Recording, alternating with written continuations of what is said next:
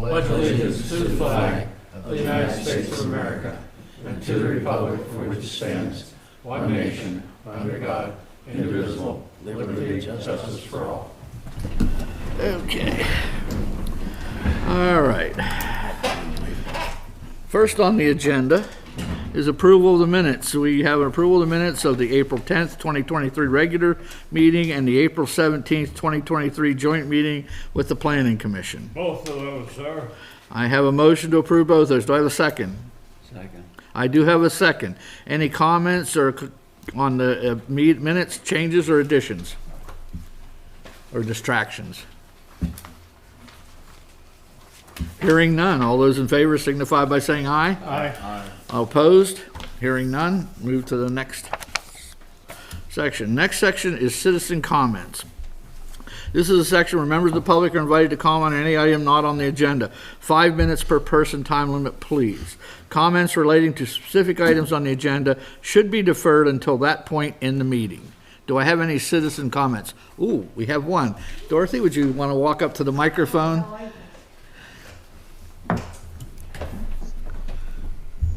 Well, I am we presented in, I guess it was early winter maybe, brought citizens up from West Main to talk about the need for a sidewalk or something there for people to walk so it could be safe. And I'm wondering, it seemed like everybody was into it at the time. I don't know if you've done anything. So that's what I'm here to find out, if you have any ideas. I have a few. But are you talking to the sidewalk that yes. is missing, or no? That the fact that there's no way for we came and talked to you. I brought other folk from West Main. I had a petition from everybody on that either side of the block. Okay. To get some kind of safe way to walk on that road. And so what I'm asking you is, have you done anything to advance the ideas? There was plenty of ideas when I was here, but I was thinking that I had to come and talk. And to be quite honest with you, I know that they're working on our sidewalk projects for the summer right now, correct? There's nothing to do with it. Yes. That's right. Yeah. That is right. But I don't know what's cover this included in area. that, Dorothy. So I don't know if that got pushed into that or it's something that's still outstanding. So we'll have to go ahead, Bud. Well, I can shed some light on that. Yes, I looked into it, and I don't know if Franson was up there or not, or what engineer we might have had up there. Jerry, probably. But it is almost impossible to put sidewalks up there. What they thought about doing is, but you have to get permission for all the landowners to, as on the, we'll say going up on the right-hand side would be where the most space is, because the other side's trees. There are trees there, but it could be put back a few feet, but you have to have permission for all the landowners to be able to intrude into their side. And I agree with you, you've been here several times, they've been here many times, and we don't know what to do there because it's private property and also township. So the only thing that could be done, and I don't know, without disturbing those trees, is to cut on the left side, cut a path, which is only be a few feet wide, but make it a little wider on one side so that it can be used as a walkway. So that's going to take a lot of, I think Amy might be involved in that, but Peter's going to get caught up on that. But yes, I think we can do something, but it's not going to be very simple, and it's not going to be very good. So it's a strange situation, but it's not. If you have some ideas, we'll look at that. But our engineer was just, I don't think anybody engineered it. They looked at it, and I said, boy, it's very impractical to put sidewalks up unless you cut the trees down or something. Said sidewalks because Well, yeah, I know I what you agree mean. with you I know. that it's very hard to Yeah. put sidewalks there. Yeah. But paint and some kind of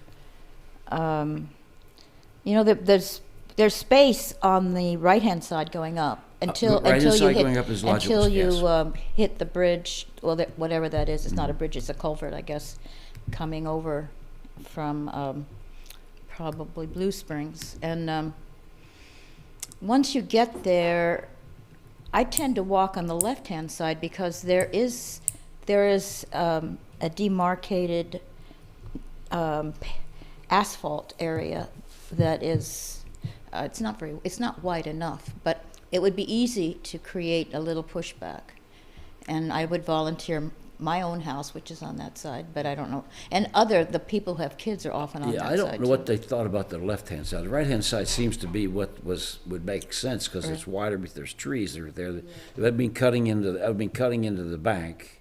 On the other side, there's mailboxes. I don't know the answer to that, which side would be best.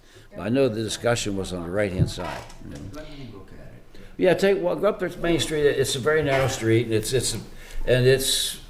have to be careful walking there. There's no doubt about it, and everybody should be aware of that. Yeah, I know for adults, but for children, and we're having more vacancies, and we have more children, Yep. and nobody wants to think the take other their thing- kids on that road. Yeah, the other thing that came up in that, if I'm not mistaken, was the width of that road. Well, yeah, that's what we're talking Well, about. I know, but I'm just saying, to put a walk path on the other side, I don't Right, know how it much we makes can it take away from narrow. the road, so. But So it would take a lot. It would take all the landowners to agree to something. that won't It happen, would, you know that. well, that's the problem. That's the problem. And there's But no. wait, are we gonna wait till someone gets killed on the road? Well, I don't know that. I don't know that is the answer to that. That isn't. That's a scare tactic. I understand that, and you want to get it done. But at the same time, you have to be able to do it. And whether we can do it or not is a different story.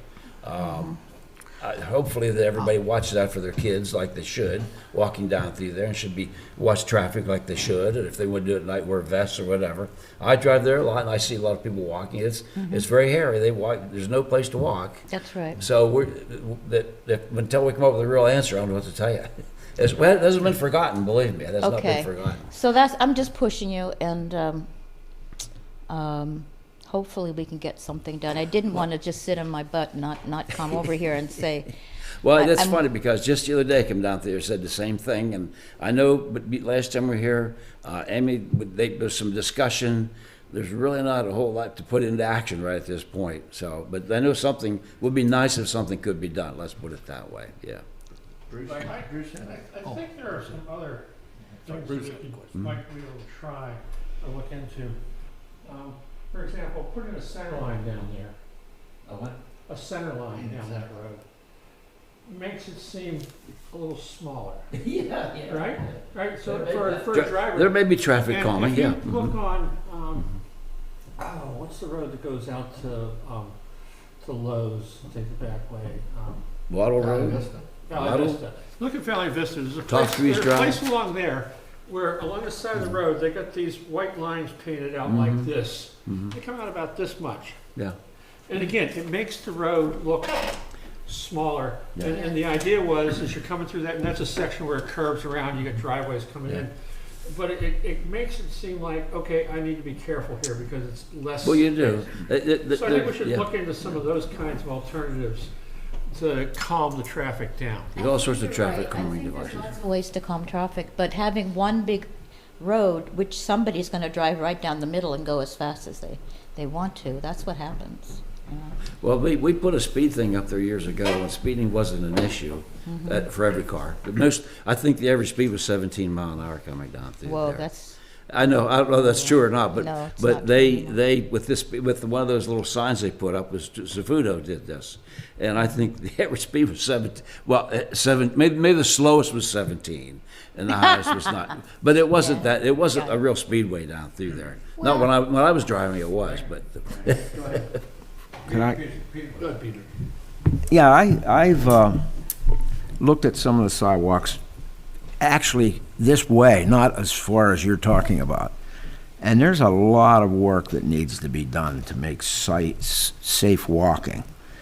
And I'm meeting with the engineer who has done some work on sidewalks, and we're going to talk about the needs.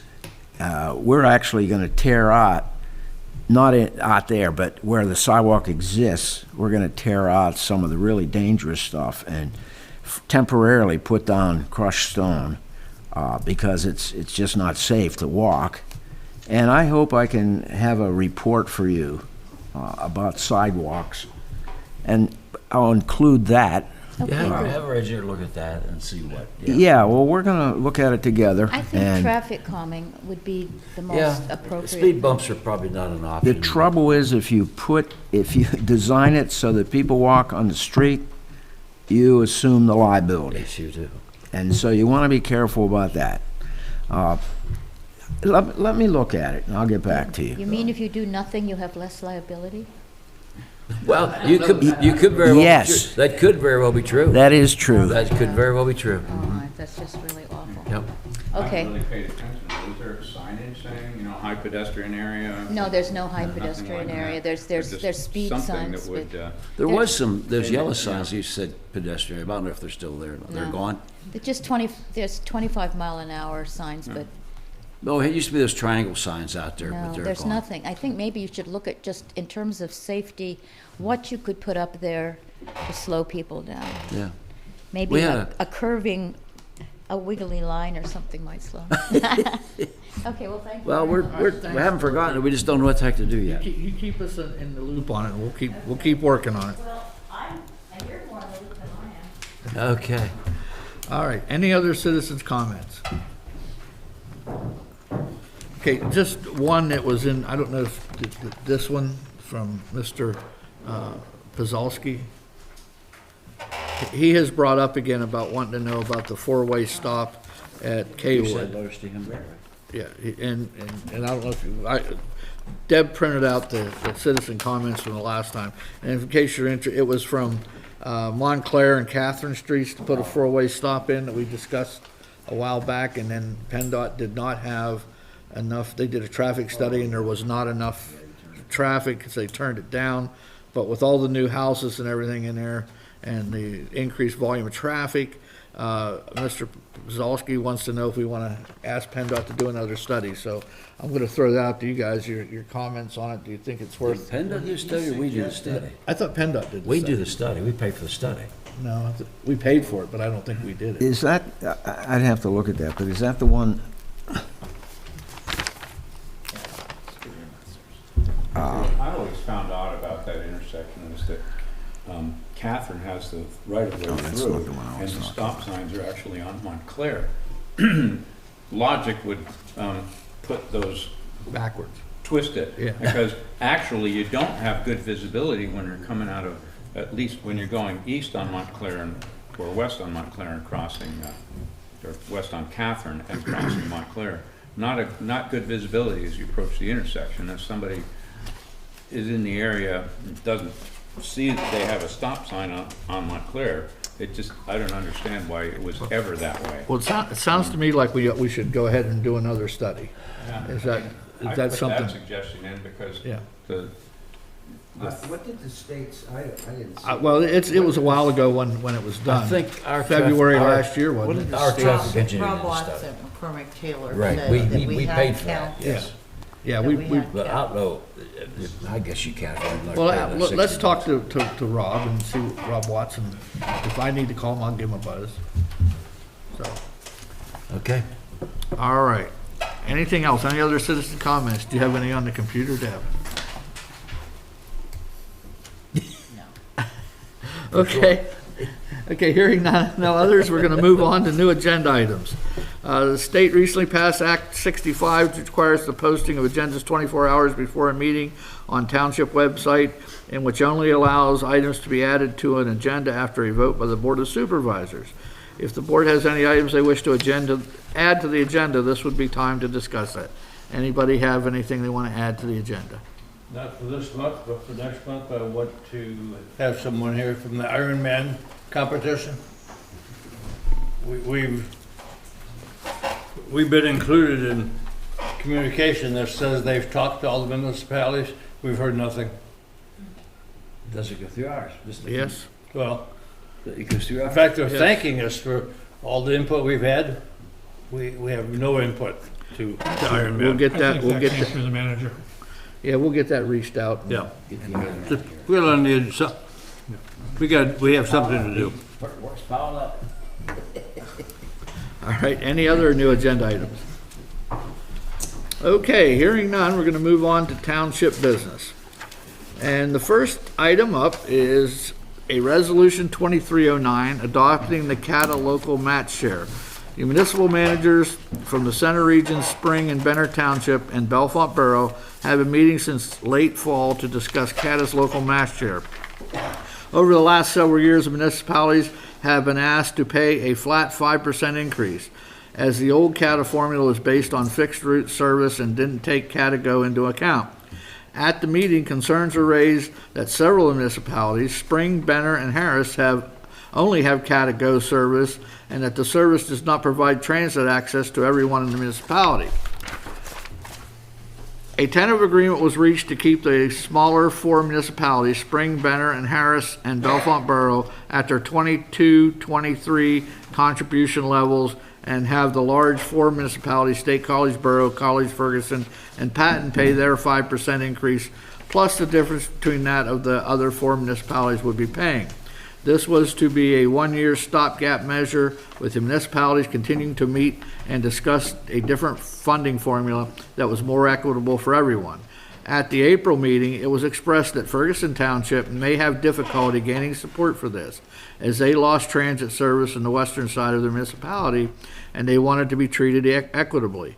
Concerns was also raised that State College Borough would see a significant increase under the tentative agreement that was reached. The managers discussed the possibilities of having Harris join the large 4 in paying the 5% increase, plus contributing towards the difference to keep the smaller 3 municipalities flat. Those 3 municipalities are all contract communities. Representatives from CATA and Margie Bowl. She's our representative. I know that. The township's CATA representative, that's his next line, bud, will be present to discuss the local match share, CATA Go service, and the use of the service in the township.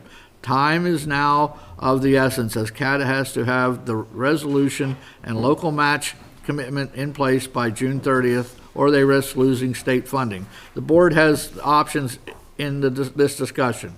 Number 1, agree to pay the local match share with the 5% increase in the difference of the smaller 3 municipalities for 23-24, with the stipulation that equitable funding formula be put in place prior to the budget discussions for 24-25.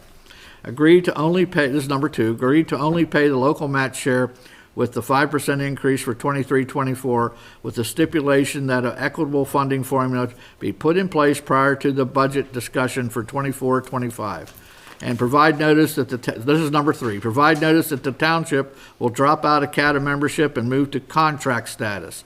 CATA's articles of agreement require a year's notice prior to withdrawing. The township would likely still have to pay the local match share for 23-24. Staff has prepared a resolution reflecting only the 5% local match share increase. The board does not have to act on this resolution tonight. If it doesn't act on the resolution tonight, it should provide some direction to CATA staff so they can prepare a resolution for action in June. So I guess first, let's hear from CATA. So there's representatives here that they want to come up to the microphone and let us know who you are, and go ahead and give us your talk. Hello, I'm sure you remember me. I'm Margie Bull. I'm the liaison to the CATA board for Harris Township. I'm going to let Dave Rishel, our acting CEO, talk tonight because he's the resident expert. But I do want to say thank you for letting me represent Harris on CATA's board. I have learned so much in a few months that I've got this much more to go, though. So bear with us. And with that, I'll turn it over to Dave. I'm here to answer questions. Thanks very much. You can raise that microphone up. Yeah, maybe a good idea. Let me pass these out first. Have some materials for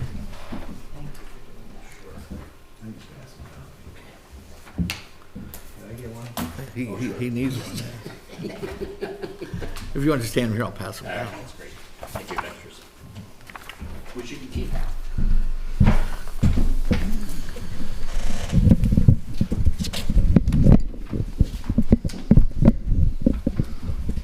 Is that better? The AV guys say it's good. All right. Great. So, good evening, Mr. Chair, folks. My name is Dave Rishel. I'm the newly appointed interim executive director for CATA. I've been in the job since the 10th of April, so quite new.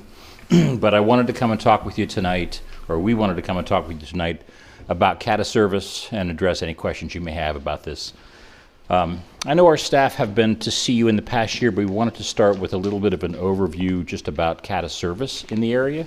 So if you could turn to the first slide in the packet.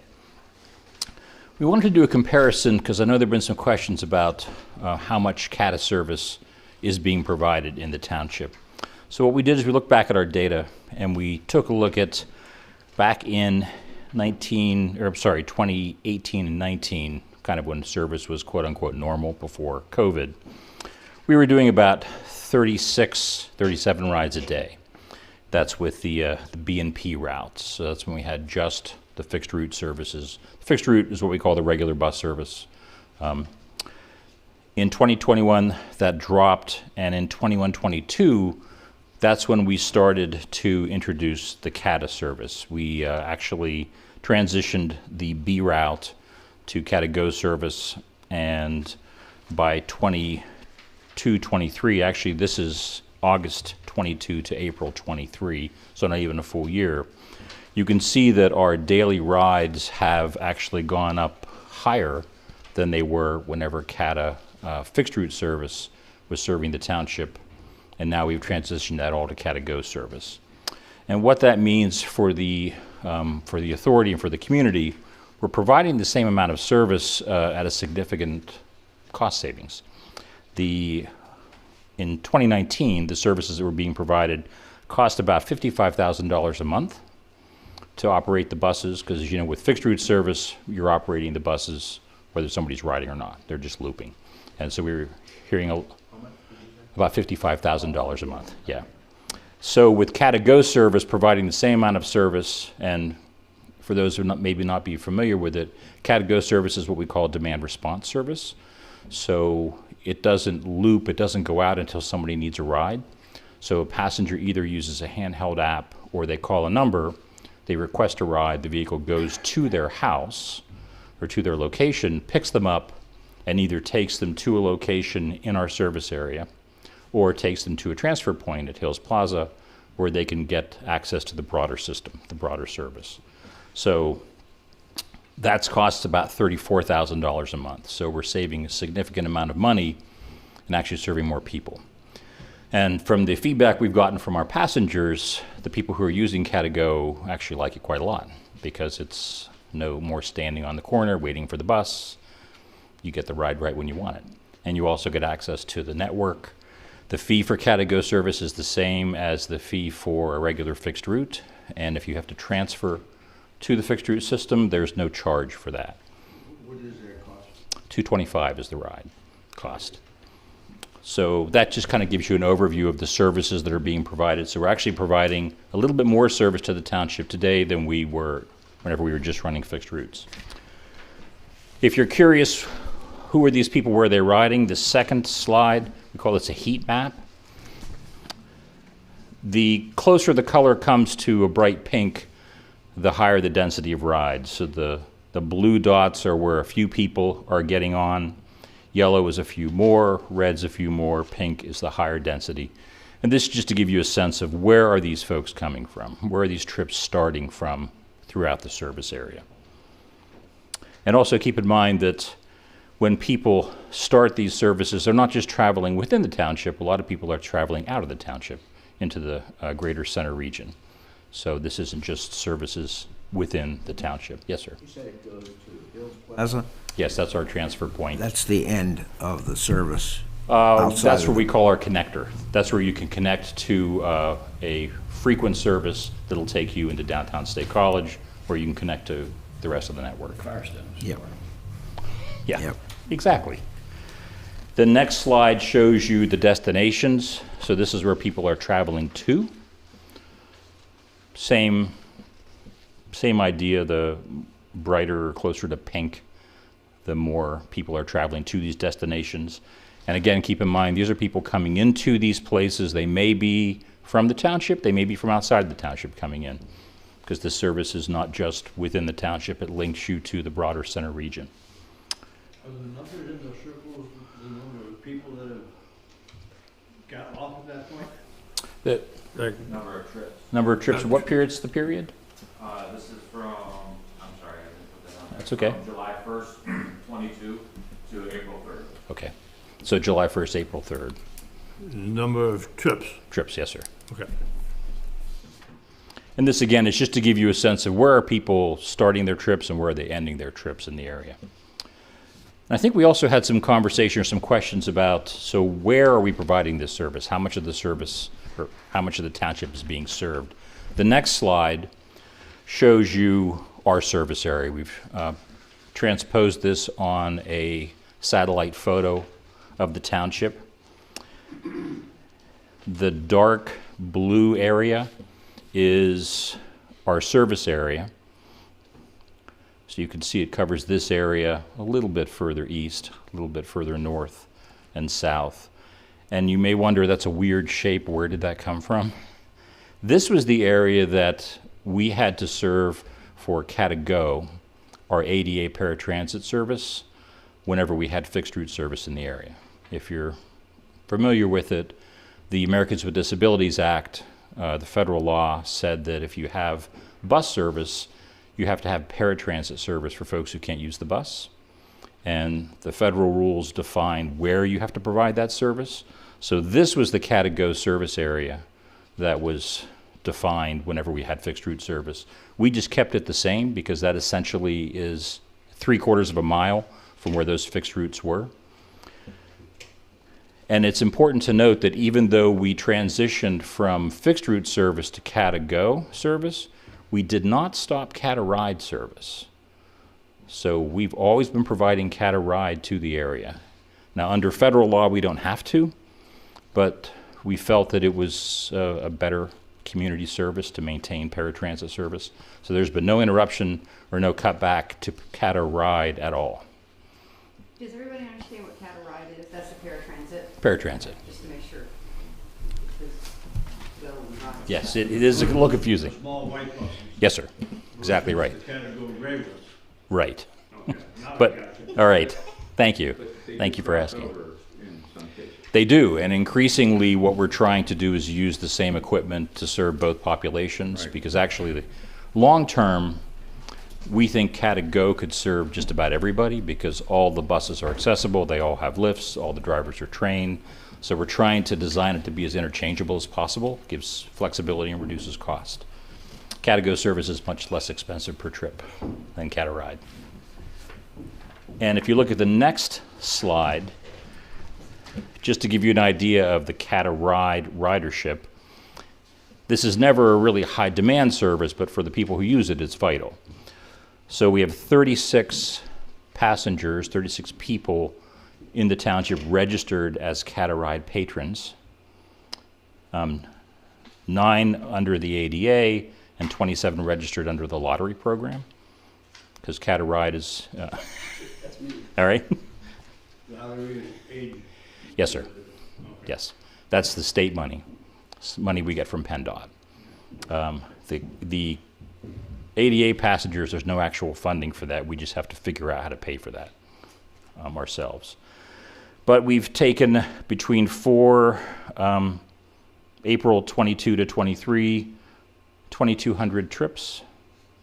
65% of them are medical related, and 35% are employment, shopping, education, or other purposes. So we're still providing the same level of Cata-Ride paratransit that we always have.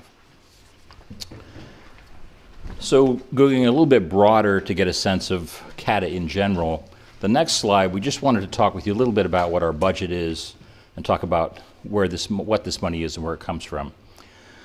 So our proposed 23-24 budget is $25.7 million. And where that money comes from is 15 million of it is subsidies from the state and from the federal government.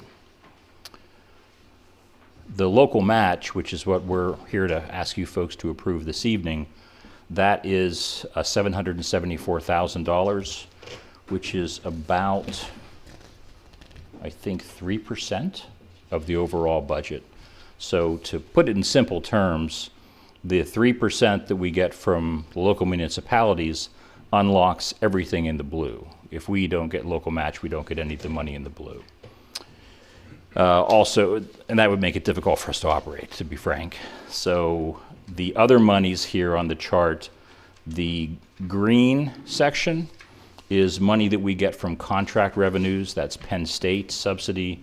And also we have arrangements with some of the large apartment complexes throughout the center region so that we run services for students back and forth to the campus. That's actually a pretty good revenue generator for us. And then the black area is our fares. People often think that the money they're paying at the door is paying for the service, but I'm afraid that's not been true for many, many decades. In fact, if you were to combine together what we call our fare box revenue recovery, that's sort of the transit term, combining the fares and the contract revenues that we get, it's about 28%, which may not sound like much, but it's actually exceptional for transit systems. And to give you a couple of examples, SEPTA, the system in Philadelphia, they do 27% fare box recovery. The system in Las Vegas does 22%. Phoenix, Arizona only does 10% fare box recovery. Los Angeles only does 16%. Baltimore, 13%. Pittsburgh, they do a little better. They do 19%. And Harrisburg does 17%. So it's actually the density of our service area here enables us to operate pretty efficiently by transit standards nationally. Then is the only part of that effect, the blue part. Right. In order for us to get the blue. None of the other colors affect that. Well, correct, except that without the blue, to be honest, we can't operate. Yeah. Right. So, but getting the blue enables us to earn the black and the green That's and why the yellow. word matches there. Yes, sir. Okay. That's right. How do you cover the deficit? That's a great question. We are working on a long-term approach to address our deficit. We've had a growing deficit over the years. To be frank, COVID-19 kind of helped us. A lot of the government subsidy that we received, we didn't need it all, so we've been able to bank it. So we're able to cover our deficit for the next several years, which will hopefully give us time to restructure and get our finances in order before we run out of that money. That's what you're doing now, restructuring. Yes, sir. That's exactly right. Yeah, over the coming year, you'll be seeing, you may be sick of us before the year is over, but we really are going to be coming to you more and talking to you about your service needs, what you're looking for, and trying to make sure we're meeting your needs, but doing that economically. Increasing operating costs, The equipment? wages. Wages more than equipment. Oh, yes, sir. The equipment, Pennsylvania's pretty nice to us. We get most of our equipment through federal and state subsidy. So our capital needs are pretty well met by the state and federal government.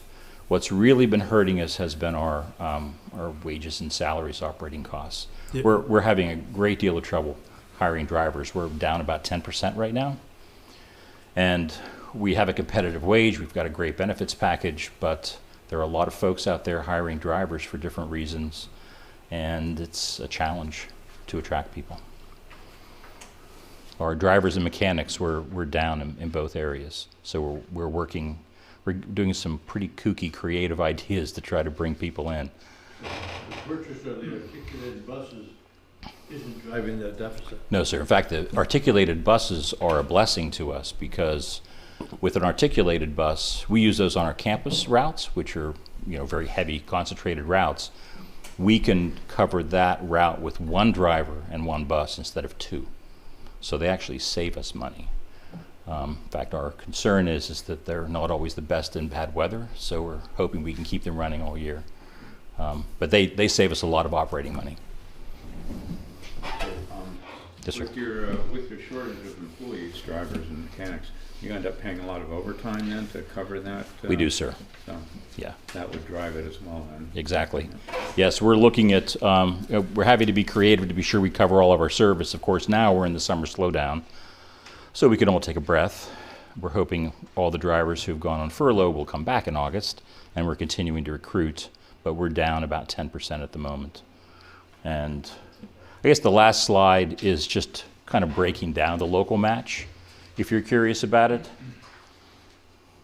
what the different amounts are. And essentially the point is that for every dollar we get from you folks, we get another 29, we are able to earn another $29.50 between government subsidies and fares and revenue that we can generate. So we hope you'll see that as a good investment. And we're really hoping that you'll see that as what the match does is it enables CATA to link the center region together. It's not so much a fee for service, it just helps us keep the operation running. I'll also add, we were talking about local match and looking at other cities or other states. Pennsylvania is very nice. The proportion of local match that is required in Pennsylvania is extremely low. Many other systems pay 25, 30, 40% in local match, and in Pennsylvania it's closer to 3 to 5%. That's because of the generous support from PennDOT. So I'd be happy to answer any questions. I have no questions, I do have some comments. Do you want to make them now or at the end? Is there any more information coming in? Well, I don't know. Go ahead, Peter. I'd like to say a couple things. The municipalities, as this stated, are looking at, and it's up to them to come with a formula, and they're looking at making a better formula. The old formula was based on fixed routes, and things have changed, as we've seen tonight. So it's going to change, but this time we're recommending 5%, which is what we've been doing, and we're recommending that we do that again, and then work on a new formula for the next funding period. If I may, to that point, we intend to start that immediately, really. As soon as we can get this year's financial situation put to bed, we really want to start talking seriously about a formula that everybody can live with. Yeah, exactly. Yeah. Exactly. Following your comment, of the 1, 2, 3 options, Yes, that's the second. number 2, okay. That's, I was looking at 2 and 3, so, Yeah. okay. Well, our goal, we've been involved in this, I've been probably outspoken in all this at one point, and our goal was to, at one time, to the goal is to get ridership up. Our ridership was awful, just dismal. And I kept harping on free rides, but we couldn't figure out how to do that. There will be sometime, hoping down the road, everybody that really needs to ride the bus in Harris Township can do it for free. But I will say this, that right now, we've probably got the best of worlds, the way it's set up right now. I don't know that if we dropped out and we thought about dropping out a couple of years, the COVID hit, screwed everything up. We thought about dropping out and negotiating rides. Now, like the Point and places like that, the other end of town, you negotiate. What is your percentage right now? Do you remember what percentage the discount you give them, or what percentage they charge of the full fare? For who, sir? Well, for your contracted rides out in the other, I think basically it the other end of town. varies by contract municipality. No, with the property owners, the Oh, you mean the apartment complexes? yes. That does vary by property. Okay, so what is it? It was dismal, and I understand you've got it up to where it's like 60, 70% Maybe right Bruce now. can talk to that. Bruce is our finance director. I don't know if you know Bruce. Might as well ask the person who knows the answer. CATA changed its fare model for the apartment complexes this year. We went from a per trip fee to we now charge the apartment complexes a bed fee. So for each bed they have permitted through Center County for their apartment complexes, they pay they pay a fee every month for each bed, and they pay that for 12 months. So when the students are gone, the apartment complexes are still paying that bed fee. So it has increased based on which apartment complex we're talking about, it is in, we were at about $1.05 per trip, which you can't sustain the program with that rate. When I checked back in February, and I haven't checked since February, we were at about $1.33 per trip. Now that's going to increase now that the students are gone. We're not going to see as many trips, but we're still going to see the revenue stream continue through the end of the current contracts, and then they will see an increase in their bed fee for the upcoming year. That's trips per person, that's cost per $1.30 something per trip that they're taking. per person trip, okay. Yes, sir. And generally, the students will average 2 to 3 trips a day because they're going back and forth between campus and their apartment complex. So the student doesn't pay anything over and No, above the that? apartment complex pays it. That's free busing for the students? Right, that's a part of their lease with the apartment complex. Well, what I was leading up to here is so you changed the model. Yes, sir. Before it was a percentage of the ride, and it was like 40%, then it was 50, 60, finally it was up. So you're getting that up. So if in fact we would drop out, we would have to negotiate that same type of thing. With this present way we're doing now, I don't think that would be best for us. Right. Yes, sir. I think we're doing the best we can right now. Try to get our ridership up. It's a little bit of a disconnect when they catch the CATA ride and they got to catch the bus at Hills Plaza, but I understand they've increased that to every half hour versus every hour. So we're slowly getting that. So I think we have, at this point, we have the best of worlds, and I think we've been paying about that same amount for the last several years, if I'm not mistaken. Right. So I'm going to, I'll make the motion that we adopt the resolution, yes. Which one? Well, what's recommended? The- It's, The resolution that CATA provided to Harris I had it was here. the straight 5% increase without any additional, there was no additional, the other, what we call they're calling themselves the Big Four. They picked up the difference between Harris and our contracted municipalities. Number one? No, number two. Number two. This resolution speaks to number two? Yes, sir. Okay, so I have a motion. I'll second. And I have a second, so any other discussion? Denny, you said you had something, a question? Talk to me a little bit about the numbers, the Bellefonte Spring Benner numbers on the status quo local match 23-24, and then the numbers on the local match on the same. How are those numbers arrived at? At the red sheet? Yeah. There's some mistakes in this I noticed today. For example, up under the top 1 municipalities, it shows Harris Township at 4.76. I calculated it at 5%. So I'm not exactly sure. And the others, I calculated basically at 5.6%. So Did I don't we know if provide I've that made a information? mistake or, it doesn't change anything Yeah. at all. I'm not sure what you're looking at, so I'm not sure we can address Yeah, it. yeah. Well, I'm not asking you to respond to it. I'm just trying to respond to My the question. question is, how were those three numbers, the 25,000, the 30,000, and the 6,100, how were they determined? I'll let Bruce talk to that again. Bruce? I'll talk to that. The committee that has been meeting, which includes all the town managers, municipal managers, made the decision at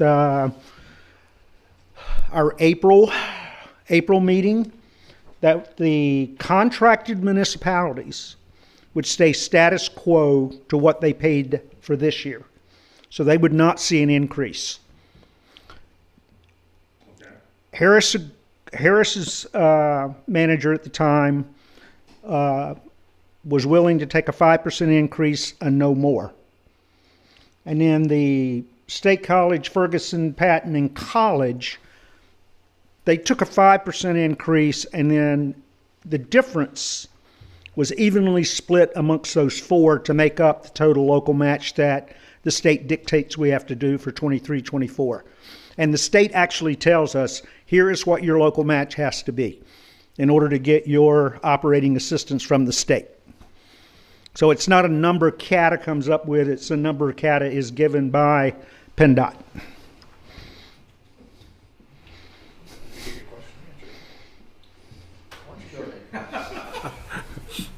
Well, number one, I'll say that I got 2 points.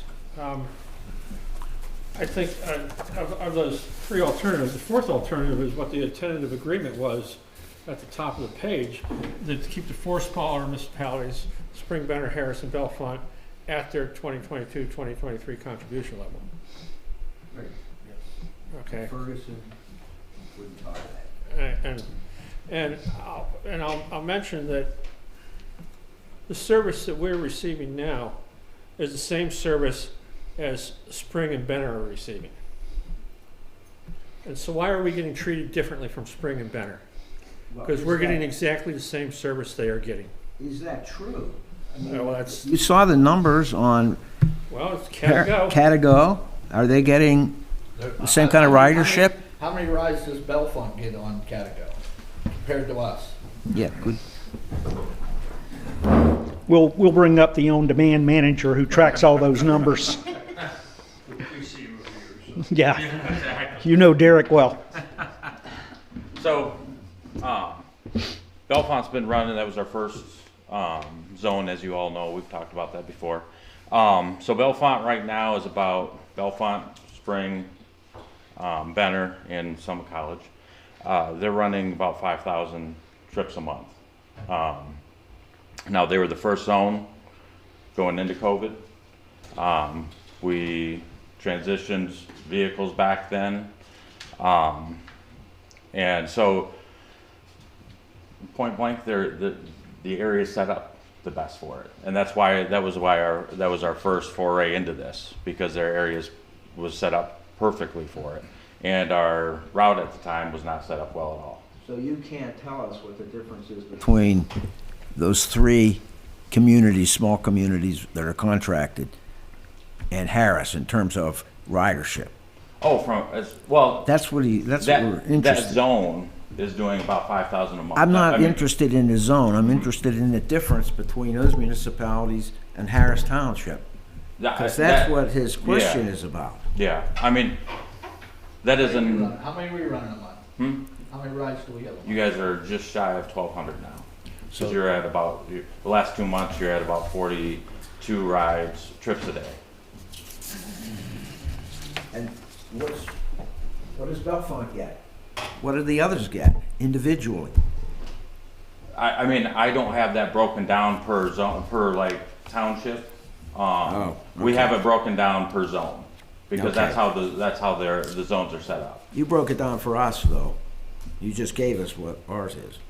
Yeah, because that's a Bollesburg zone. I understand where you're getting, and it's something. You're in your own zone, Yeah. so it's easy to break down. Oh. Now, Bellefonte is still getting a regular route. They do have. They're not entirely Catago. But the other 2, okay, so Bellefonte primarily is Catago, and Spring and Benner are entirely Catago, and we are entirely Catago. Correct? Yeah. So why should we be treated differently? How are we treated differently? Because We're being asked to increase our amount by 5%, while those other 3 municipalities are being held steady. Because your town manager agreed to it at the committee meeting. Initially, Harris wasn't taking a 5% increase. Some of the other member municipalities questioned why they should be treated differently as a member municipality. It was Ferguson Township. Ferguson doesn't run the center region. No, And so, let me say that I'm in support of Acata and having a public transportation for this area. It's important. But I represent the residents of Harris Township, and I have to explain to them why they are being treated differently. If I could respond broadly, I think, excuse me, Bruce. yes, sir. The point that you're raising speaks to the question of the formula. That when the formula was developed, Catago and those kinds of services did not exist. So it's kind of been a patchwork putting this together ever since, and this is why we need to take a very fresh look at how this formula works. So it accounts for fixed route and what we call microtransit services, Catago, those kinds of things. The other thing that puts you in in a better position is that you are represented on the authority board. You're a member authority, or you're a member municipality. No. Doesn't appear that we're getting anything for that. Okay.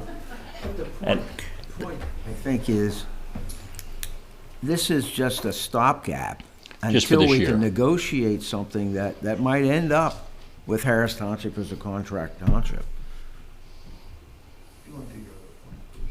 No, those were the 2 points. Okay. And I'm not gonna fight over $1,700. We can afford $1,700. Okay. But I really, when we come back at this, it's a serious question for me. I hear you. Well, Mr. Chair, when I made the motion, I understood that formula is still going to be worked on. Yes, sir. That is an ongoing thing. Oh, This is yes. Yes. We don't And- want to be back here next year having the same Well, if you conversation. come back with this same and the- discussion, you're well, not the gonna be happy. You can throw me out. The 5% is required, Yes, sir. and to officially, now, if we gave you 4% or 3, they're not going to, you're still going to get your money. Well, collectively. No, Yeah. we wouldn't. No, yes, you will. I guarantee they're not going to turn their money down for half a You're not gonna percent. get as much as you want. No, Right. no. We went through this many years with UMOs, with Don Abbey. They always wanted 5%. We would give them sometimes 3 and 4%, and the state was, well, we'll give you a little bit of a leeway. So they may be getting tougher. I don't know that. But I understand that this is all being negotiated right now. Yes, sir. I just have a couple things I'd like to say before we wrap this up. Number one is, I hear it from elderly, and I have a sister-in-law who uses the Cata Ride and the Cata Go system. And the thing that I look at is if I'm a senior and I'm downtown and I want to get on a bus with my little card, I don't pay anything, correct? If you Correct. signed up. No, that's a card that anywhere in the state you can ride Yeah, ride you for have to free. sign up for the Okay, card. now let me ask you Yes. this question. If I call from Honeysuckle Drive and I get a Cata Go and I show them that little card, do I get on for free or do I have to pay $250? Get on for free. Okay, well, my sister-in-law is getting charged, so I don't know how that's working out. Well, she better get a card. Well, she has a card, Well, that would- but that's, Just have one quick question. yes. Is she getting charged for Cata Go or Cata Ride? Both. Cata Ride, she will always get charged. Yes. Yeah. Cata Go should be, So yeah. my point is that, and I like what Bud says, we've asked this for several years, and for whatever reason, it can't happen. Give us a number that we're gonna pay, and everybody in Harris Township rides for free. You give us that number, and we'll be happy campers. Because we've talked about this, and everybody always says, we can't give it for you, we can't do it for you. Okay, fine. We have a new regime now. Yeah, so we're moving on to other things, but I'm kind of with Bruce. I look at this, and you just told me that Bellefonte, Spring, and Benner get 5,000 rides. So you divide that by 3. All 3 are getting around 1,600. We're getting 1,200. And we're paying $11,000 more. I don't understand that thing, and that's what we're saying. We don't get any buses. We don't get anything like this. And I would wager money that if I looked at that pie chart, and I don't remember what percentage is Penn State paying on that, but I would wager that the ridership, student ridership versus resident ridership, is one heck of a lot bigger number than what we're seeing, and we're providing all the services and buses for those students, and that's fine. I'm not but then let's make it equitable that's where the money's coming from. That's why they have a committee, right? Yep, yeah, well, I'm gonna be sitting on that committee so, anyway, just so you know, but that's where we're coming from on that. Does anybody have any other comments or questions before we vote on this? Go ahead, Nigel. Yeah, I do. Well, first of all, just to backtrack to that 28% that the center region provides is coming from students, basically through the bus pass system and fare box. So students are putting in extra. I don't know what the how they came up with like what Penn State puts in for everything, but I think we're getting a good bit from students in the university. That is true. I just wanna And know. the other comment I wanted to make, just to get this on, there was a lot of trepidation last year when we were being told we were shifting to Cata Go, and that people were concerned about the reduced level of service, or people couldn't access the bus, which is actually in our agenda, and that's not true. It has been more convenient for the residents of Harris Township, and obviously through the numbers, more people are taking advantage of the service. So kudos to you. Thank you, thank you. That's the feedback we get too. In fact, it's a little perplexing to us because some folks seem to think of Cat-A-Go as an inferior service. Say, boy, ask the passengers. They'll tell you otherwise. They would rather ride that. I mean, I'm not gonna put you out in the cold at the transfer point either, are they? Right. Right, so you're not waiting at all out in the cold. Is Back- Cat-A-Go a contracted service? Yes, sir, it is. By whom? The company that's under contract is called MTM, and they provide both our Cat-A-Ride and our Cat-A-Go service. They have these operations in other, Yes, they do. in Pennsylvania? I don't know if they have in Pennsylvania. They're a nationwide company. Okay. They do this service. And whether we do it with a contractor or we do it in-house, that's kind of a business decision. Right now, we're in a experimental growth phase. We're learning how to provide this service and kind of to some of the questions about what's the ridership in these different areas. It's new. We're learning what works, what doesn't work. Are you thinking about going in-house with it? Anything's a possibility. We're going to do what makes financial sense. We want to cover our deficit. All right, so, I'm sorry. Jenny, go ahead.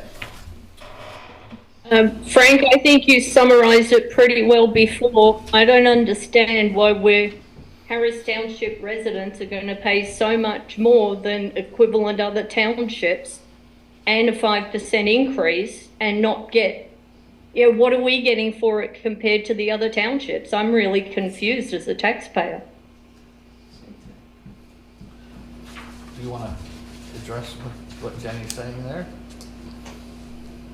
We want to find a more equitable formula in the future.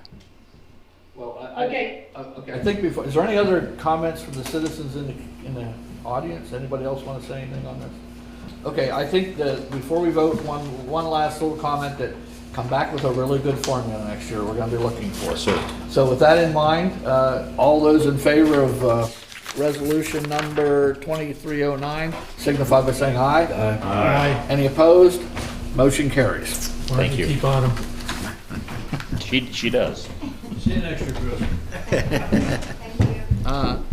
Okay, next, Resolution 2308, adopting guidelines for State College Borough police officers making authorized warrantless arrest. As part of their accreditation process, State College Borough Police asked College and Harris Township to adopt guidelines for officers to use when they are making authorized warrantless arrest.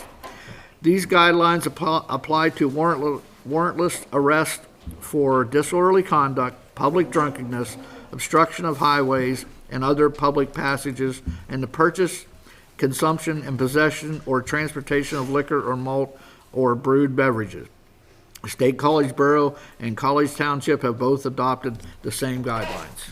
Move to approve resolution 23-08. I have a motion. Guidelines for Do I making have a second? authorized warrantless arrests. We have a second. I have a question. Okay, go ahead. Any comments? Denny?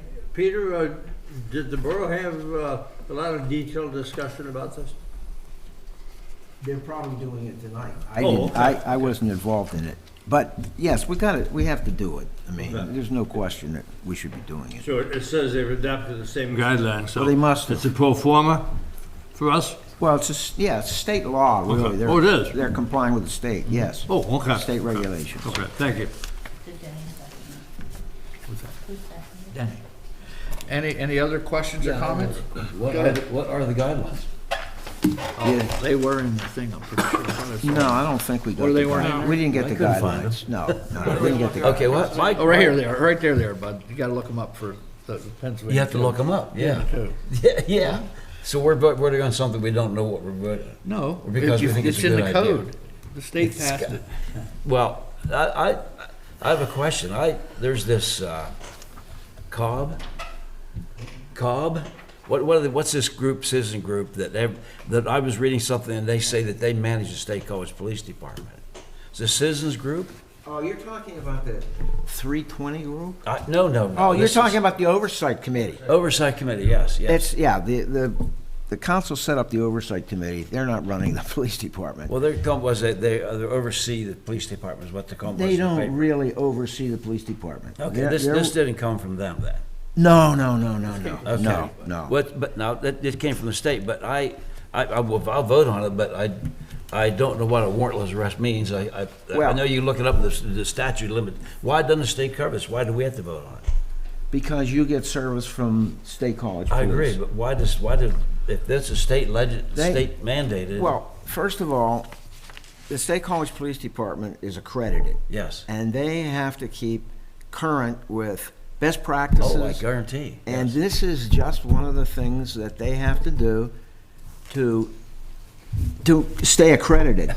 And Okay. the state, these are for summary offenses, Oh, I understand what they are. They're but I don't know not what the serious offenses. So obviously there's guidelines on how they make this arrest. Yeah, yes. So these are Yes. okay, how they proceed. Yes, What that's- makes a legal warrantless arrest? Is Yes. What they're proceeding in the state system. I guess I was confused why we have to vote on it, but I'm not. I'll vote on it. I'm in favor. Well, of it. College Township's gonna vote Yeah, on I it, know. you guys Yeah, have to I'm vote sure. on it, and the borough's voting on it. Okay. Anybody have any other comments or questions? Hearing none, all those in favor signify by saying aye. Aye. Any opposed? Motion carries. Okay, next on the agenda is the 2024-2028 COG CIP. As recommended by the COG Facilities and Finance Committee, the Executive Committee has received and forwarded the 2024-2028 Capital Improvement Plan to the Center Region municipalities for comment.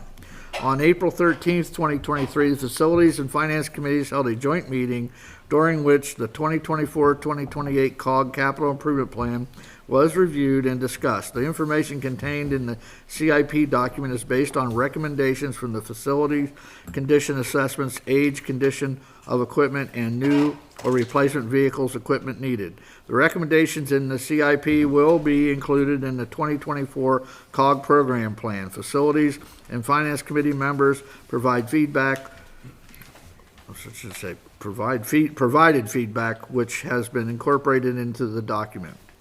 The action as approved by the Executive Committee on April 19th, 2023 meeting, that the Executive Committee receive the 2024-2028 Capital Improvement Plan for the Center Region Council of Governments and refer it to the Center Region municipalities for review, and further that comments be referred to the COG Executive Director by 8 a.m. Thursday, May 11th, 2023, to be considered during the preparation of the draft of the 2024 program plan and COG budget.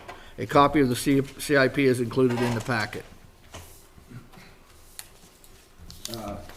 That's this big yellow Comment. thing. That's this big yellow thing.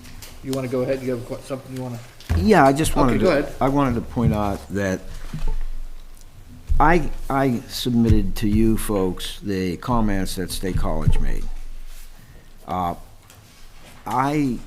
looked at several other things, and I'm sure that the Executive Director of COG can answer my questions, but outside of that, I think what State College Borough questioned is about as good as we're gonna get in terms of questioning.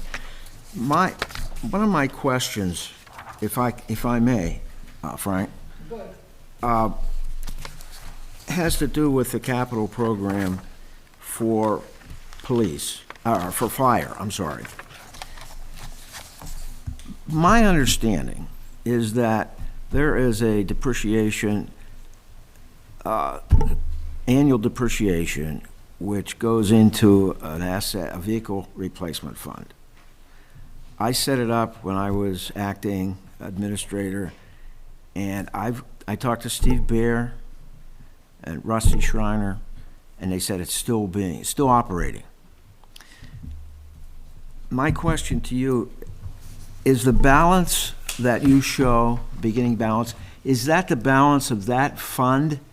And are the contributions from the various municipalities, is that their depreciation contribution?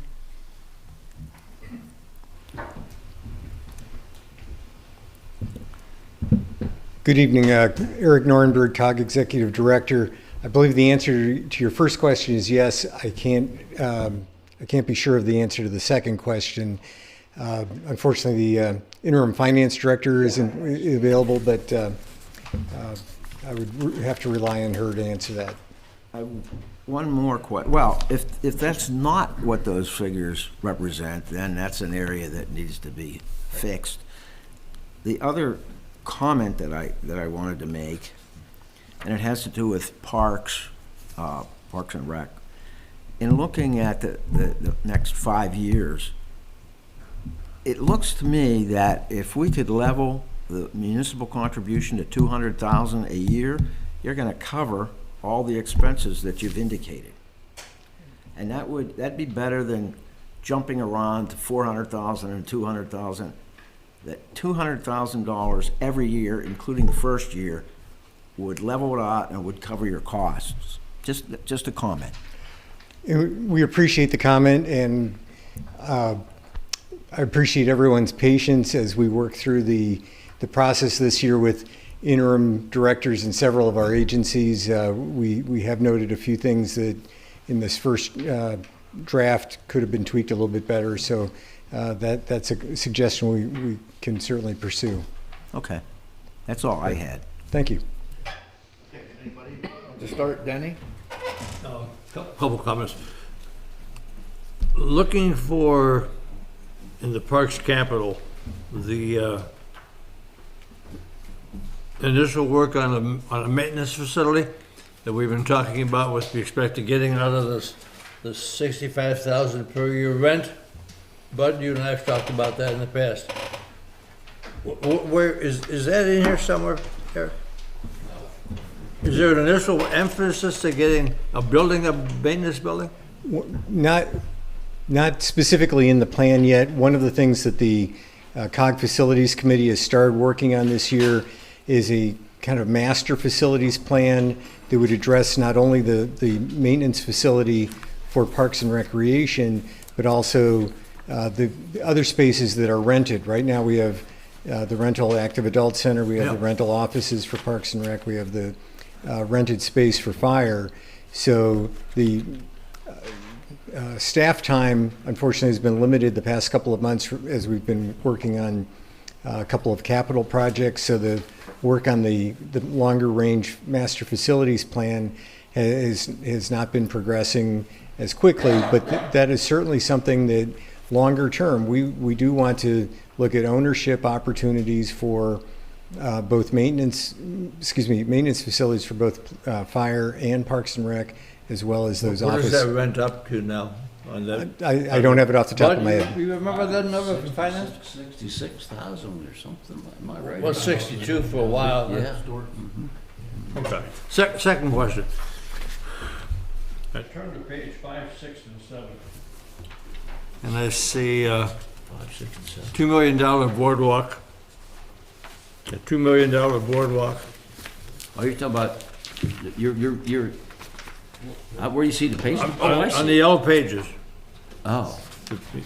The CPI expenditures by program, page 5, 6, 7.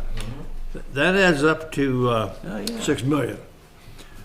And before your time, we were in serious discussion about doing Hess Field. That was 14 years ago. And I will not support that $6 million boardwalk until we start talking seriously about Hess Field. There's $46,000 in here for Hess Field, but I can't ask our taxpayer to do that kind of money on a boardwalk, because we had a promise that was delayed about 4 years because of some legal issues. Now we're up to 13, year 13 or 14, we still don't have a Hess Field. We still don't have restrooms at Hess Field. And, get in line, Hess Field first, Oak Hall Park Phase 2 second, and Boardwalk 3. That's my position on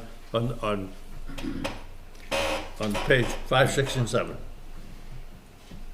Well, one of the things that you have in front of you, I see Bruce looking at it, and I know the borough completed, was this comment guide, and like we do for all of these. He's gonna fill this out and send it to you. I've got it filled out already. So we are looking for consensus comment from the board. We anticipate your concern, Mr. Haymeister, and I've had that conversation, and I know that the Parks and Rec Authority has taken a little bit of progress in that direction, but a lot of it's going to relate, as you know, to funding. So having your comment on the comment guide will help bring that a little higher profile. That's a lot of money for a book. Well, I think the Hessfield reconstruction was about about 2.5 million. I'm trying to recall 13 years ago what the cost of Hessfield was, but I was thinking like 2.5 million, which is about half the price of the boardwalk. And there are other municipalities here that have the same thought as me, because we've shared some of that. Thank you, Bart. Thank you, Frank. Yeah, I somewhat parallel this.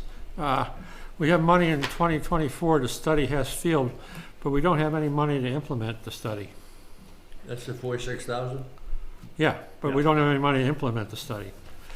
The second item is we have money in 2025 to study $125,000 to study an indoor recreation facility. Personally, I don't think the Center Region should be building indoor recreation facilities. I think that should be something that we have the YMCA, we have the schools, we have a private venture out by the airport. That's the kind of thing. I think that's where we should put the focus should put on that. We should put our focus on our parks. The private one is doing very well, by the way. Maintain what we got. I think we did that in that comment thing. My second comment has to do with the boardwalk, and that's a lot of money. And the authority, and I'll speak as a member of the authority as well, needs to come up with alternative funding rather than requesting municipal funding. And the current projects out on the boardwalk, I think, out of Millbrook Marsh, I think we're spending about $2 million. And we have about $200,000 of municipal funding. The rest has been supplied through grants, through donations, stuff like that. Millbrook Marsh is definitely, it's a gem in our system. People love it. Is that the building? Yep. I think we need to recognize as we go forward that boardwalk needs to be done. Find alternate sources of funding, grants, donations, and also that we need to consider phasing it rather than trying to do the whole package. Okay. That's it. I'll comment on, because I was going to talk about the boardwalk, but I'll comment on that right now. And I'm going to have to put my foot down like Denny did. I will not vote for a $6 million boardwalk until we get a drawing and we can send it out and get it value engineered. This stuff about having to have a Mercedes Benz when a Volkswagen will do, we got to get out of that mentality. I've looked at these plans and you could drive a tank across that thing the way they have it engineered. So I would say that we have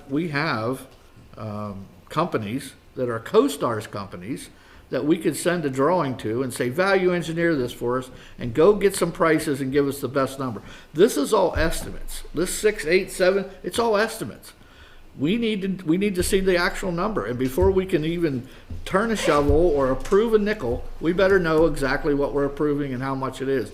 So that part of it, I think we need to go out. So that's all I want to say on Millbrook Marsh. Bud, you didn't say. Do you have anything you want to say on this thing? Or do you have anything my list, or do you want me to go? He's done. Well, whatever. If you have a list you want to hand in. Well, you want to go through everything?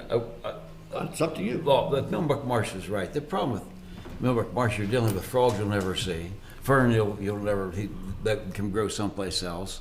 And with $250,000 just to study it, I understand that. We'd probably have to do that. But you're right. We need to look at that over a period of years, because I think Millbrook Marsh is a gem which didn't start out to be a gem. Now it is a gem because it was going to be self-sufficient. You're going to have a couple kids walking around down there. It's grown to quite a program, and it's growing exponential. So I think, yes, we need to do it, but we have to, like Frank says, find a way we can afford it or get some help doing it as far as the Millbrook Marsh is concerned. Yeah. Now, do you want me to go through my other? I love this because this is funny. I sit down and went through all these things, and I thought to myself the same thing every one of these people said so far, every one of them. But I'll start with Peter Marshall's first comment about the parks capital equipment. I think that, yes, we could even that out over a few years. I noticed that we're buying trucks. They're the different years. I would suggest taking a look at this and even those out, taking something like bring some of the 25 into 22 or 24, I mean, and even those out. And I would suggest, there's a lot of trucks that need to be replaced, and they're all 10 or 15 years old. Now's the time to do that because they're going up at 15% a year. Trucks are going up, if you can get them, they're going up 15% a year. So I would sit down and look at this and say, even as far ahead as in 26, a 215 Ford F-150 cab, that was, you're going to be buying 27, and I would look at that now, because you had 43,000, and that in 27 is going to be 65 or 70,000. So I would look at the purchasing those trucks if they're all 10 or 15 years old. That's just a suggestion, and that would even that whole thing out. I don't know whether 200,000 a year would do it, but I think that would be a great thing to do, level that out. Fire capital we have nothing to do with, although the only comment I will say that wish the Center Region Fire Service would have thought before they took on that hazmat situation. That's going to end up costing you $2 or $3 million before it's all said and done. Which it should have been a county program. Hazmat. Okay. It could have been a county program. That's something else. Regional Parks Fund, R15. Right there, Bill Hessfield. We need to get on that. And just for concession stands, or at least bathrooms and concession stand. And I noticed you said the same thing about the study for the design for looking for an indoor sports arena. That's a private thing. That money is, we should not look at that. There's $100,000 you could use for that, and I think that is important. We get and I noticed before in the old you proposed $1.2 million to pay parking lot at Hess Field or at the Oak Hall Park. Well, that was pulled out. Unfortunately, it was pulled out from the 7th to the 15th of April. But I think that our customers, our citizens need to get Hess Field up before we start paving something, before we make a study for indoor sports facility. Let's put that in a priority. Start it this year and follow it right through to next year. I'd love to see it into the 2025 year. I don't know if you'll make it there or not. At least 2026 year have restrooms up there rather than buckets for them to go in. So and maybe have it include a concession stand. Maybe not stock it yet because we have that food truck coming around. But that everybody else said the same thing. So I'm glad to see that. What else? That's pretty much everything else looks good. The parking lot at the pool at Welch as a Park Forest pool, you have $15,000 for that. I don't know is that a good estimate? Doesn't sound quite right, but it may not be low, it may be high, it may be low. I don't know. But that's something to look at. And also, I'm getting down to minutia as far as the trucks go. The only other thing that I noticed on here, and I think we need to take a look at, in two places, I'm not quite sure where I think library capital is it or something, and another one, maybe they call it building, we're using for doors or something, I don't remember, we're using our insurance refund money for that, to pay for that. And to me, it's all the same money, but that insurance fund is money we gave back because we paid too much in insurance premium. And I don't know what that is now. What is that fund? Do you have an idea off the top of your head what that insurance reserve fund is? I don't have that with me. Okay, Sorry. whatever it is, it's high, and I think we should reline that to. I know we have guidelines we're going to use it for. Use some of the money for employee purposes, dental maybe, but I think we should use that to reduce our medical program, and then budget this other stuff. I know it's all the same amount of money, but you're depending on this insurance fund to pay some of the COG building and pay some of the improvements in the library, and I'm wondering if maybe we need to look at that. Well, but I think that goes in with, if you guys remember, when we just did our fund, we put some rules on how that money could be used. Well, there are and how rules, much but it's still there's still a lot of money in there. Right. So for the two projects that Bud mentioned, we had identified last year, and a couple of the phases of that have carried over into this year. HVAC improvements, duct cleaning, things like that that would help with employee health. And that's why those two items were approved to come out of the insurance reserve. And it was helping improve the frequency of air exchanges so that there was better air circulation, as well as the at the library, the duct cleaning to make sure that we don't have mold and too much dust and that sort of thing. So those two projects wrap up this year or in next year, and then 22, 23. Yeah, 22, 24 and 25. I'm behind schedule, 24 and 25. But then, and you're right, we did use some of the Finance Committee approved using some of the insurance reserve funds last year to smooth out some of the regular costs, but it's all the same money, except I think we're fooling ourselves when we say, oh, we're going to make repairs in the library. One of it wasn't help, but that's funny money.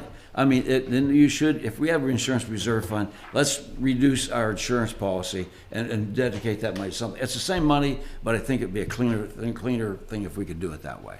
That's something to look at. But I'm glad that started out. We all agree. I think it was time we put our foot down, or whatever you want to do. We need to get Hess Field concession stands. That's part of phase one, which is never done. And we need to get to concession stands and indoor bathrooms at Hess Field. That's a priority over studies or whatever else. So I'm glad we all agree on that. I have the original plan at home, bud. Yeah, that was really cool. Nigel? Well, everybody else has said everything. Pretty but much. Again, why is it taking so long to get good facilities at Hessfield? Yeah. That's. Well, guess what? It's unanimous. Well, no, I got one thing that wasn't talked about, and I'm on page 22. It's not just on 20, it's throughout here. Okay. And we have to change our modus operandi, I guess is the best way to put it. And I remember when we first started on the facilities committee, when it was an ad hoc committee, one of the first things we had to address was the HVAC system. All the things were due to be replaced in 19 and 20. And so what we did was we called Train, because that's who they belong to. Train came in with one of their reps, and they said, no, all you got to do is put some new pieces here and there. We paid a couple dollars and got some upgrade in it. They said it'll last another 7 or 8 years. Well, here we are. We're 3 or 4 years down. We start doing it. But I look on here, and C51-7, design and plan replacement for COG building HVAC. Now, wait a minute. Did we make that building bigger or smaller that we have to redesign the HVAC?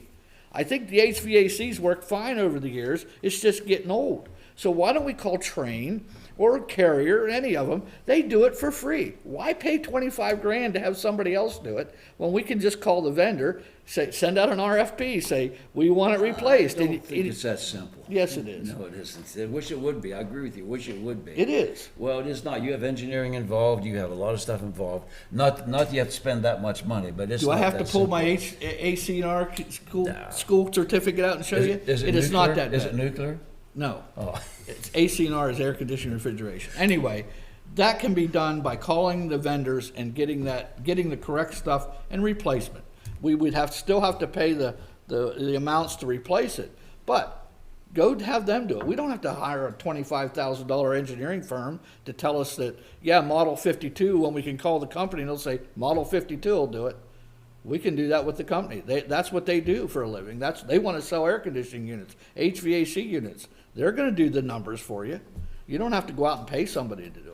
So I think we need to look at that when we start. $55,000 for 3 years after that. I see that. Under. Yeah, that's the replacement. That's the actual 51. replacement. Yeah, that's But I'm just saying, we do that all the time. We go out and we pay $25,000 or $30,000 for somebody to tell us that we need a X, Y, or Z, when we can actually call the vendors and they'll do it for you. That's what vendors do. Okay. Yeah. Well, it's worth a try. But So I can that's tell my you only comment on it. Having done this in 3 or 4 buildings, it's not that simple. But That's what I it said. probably can be done more But economic. change our modus operandi is what I said. We'll start with the kiss afloat and see what Okay, so anyway, moving on. I think you guys have enough comments, correct? Yeah. Poor Deb's fingers are Yeah, hurting. we have enough. Your passion's run down. And I'm gonna also. Right. Yeah. Oh, here, if anybody else, here, you want to take our notes? I'll email it. He'll email us. Yeah, okay. I just wrote notes I'll give you online. mine, but let me tell you something. You can't read it. I can't read it. So now you're gonna read it. All right. So is there anything, we don't have to make a motion. Okay, did we give you enough input there? He's smiling. Okay. Don't need to stand up to say yes. All right, let's move on to D, Contract 2302 Bollesburg Pike Paving Project. The 2023 operating budget included $70,000 to pave Bollesburg Pike from Kimport Avenue to Memorial Drive. This is the second phase of a three-phase project to replace the entire length of the road. A total of 3 bids were received for the project. The low bid was submitted by Glenn O'Halbaker in the amount of $61,600. Township engineer Tibbin Zerby reviewed the bid and recommends awarding the contract to Glenn O'Halbaker. Move to approve contract 2302, Bollesburg Pike Paving Project, Glen Hallback, the amount of $61,000. And if you look, they're all the bids were pretty close to each other, so I'm confident about that. I'll give a second on that, right? Okay, I have a motion and a second. Any comments? Well, okay, we'll give them that extra. Public, well, you have a comment on that? I do. Phil Becker, Harris Township Planning Commission. Please don't use Glen O'Halbaker. Okay. They were, what did they do? They stole money from. You want to argue about it? I'm willing to sit and Okay. argue with it. They I know were- what you're saying. I know exactly what you're saying. They were but under there is some question investigation there. Yeah. for some tricky accounting, and every road that they build falls apart. So I've driven. I've probably got 130,000 miles driving loops here's around the issue. downtown. We have to take the lowest responsibility. Every road they build falls apart fast. They don't Is do. Seven Mountains falling apart? They don't do the valves to the road correctly. They drop them down instead of bring them up. They don't do the box culverts correctly. There's a lot of stuff that they do wrong. Please, if the difference is not big, consider the second. The only problem we have is state law. Public comment, that's We it. got to take the lowest bidder. Gotta We're take the stuck lowest there. bidder. Anybody have any other comments? Yeah. Okay, I have a motion and a second. All those in favor signify by saying aye. Aye. Any opposed? Motion carries. Okay, next one, Arley Grant resubmission. Last year, the township applied for an Arley grant through PennDOT to install a pedestrian beacon at the intersection of the Pennsylvania Military Museum and Old Bollesburg Road. The concern was that a significant number of pedestrians were using this intersection to cross to gain access to the village. There was a fatal accident involving a pedestrian at the location in March 2022. The application was denied. When staff asked PennDOT for feedback on the grant, they noted that they used reportable crashes from 2017 to 2021 in their evaluation. We had only one reported crash in that time period. Chairman Harden reached out to Dean Ball at PennDOT. Mr. Ball confirmed that the 2022 information would be considered when the new submissions are evaluated, so he encouraged the township to consider reapplying. In addition to the crash history, Bowl City Brewing recently opened and has been a hot spot with many visitors walking or biking to the location. Some are also using the parking lot at the Pennsylvania Military Museum and then crossing Bowl Avenue. If the board does not choose to resubmit the application, a letter of support should be sought from the owners of the brewery.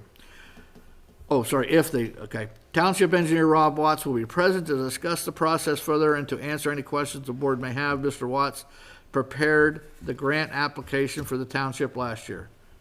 Where are you at, Rob? Oh, he's up on Zoom. You want to go ahead and... Everybody. Yeah, Rob Watts. Taylor, we did work closely with Amy to put together the grant application last year, although I believe Amy really did a lot of the work there. And in large part, that application should be usable pretty much in its full form. We do have a few new things, like the information you just mentioned about the Bowl City Brewing and the parking and people walking back and forth was mentioned, but now we really have it in place and can talk about that a little more. There were a few other pieces of feedback that we did receive. One was that the installation cost, the estimate, was a little bit higher than what they usually see for one of those. And so we'd like to have a look at the cost estimate again, just to make sure we're in the right ballpark. There is some inflation, mast arms, and this is going to be a mast arm installation to get it up over the road. Have gone up a little bit. We want to make sure that price is a little bit more maybe competitive than it was. You also have the option of adding, sweeten the pot, so to speak, by putting some sort of match in. The Arley grant program does not require a match, but if you do put something in, they consider that, and that earns additional points on your application. But I think the big thing was that the fatal crash was not considered in their evaluation last year, and that is more than likely going to be the difference this year, if anything. So I can answer any questions, and I think most of the rest, like the application is ready to go, and hopefully we can help you find money this year. Anybody have any questions for Rob? Well, I had a question about the match issue. Takes us back to the ARPA money we got that we were going to put in the Elizabeth Street culvert. We're getting other sources to do that. Do we have any funds available to do a match? I'd have to look. Like 5 or 10,000 or whatever Rob thinks is a match? I think Dwight would have those numbers. Yeah, and I'll look.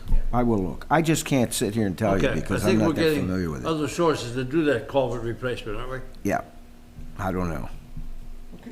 Well, Okay. the accident with down there was, I don't know that that was a case of, wasn't a traffic situation. It wasn't because there was too much traffic. It was a fatality. It wasn't because there was too much traffic, or it was a very strange situation.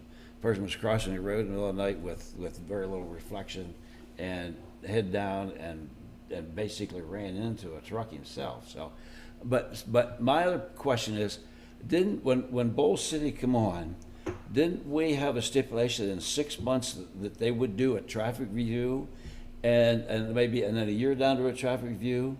So it seems to me if that's the case, we should wait for that 6 months. They would pay for, I don't know if this is true, I understood that they would pay for or institute a traffic study, and then maybe that's when we want to submit this application and give us a better idea of really what's going to happen down there. Rob, would you know that, Rob? I think That is not familiar to me, unless the previous manager had a discussion with the owner out there. They completed a traffic impact study that was acceptable to PennDOT and the township at the time they came in with their development.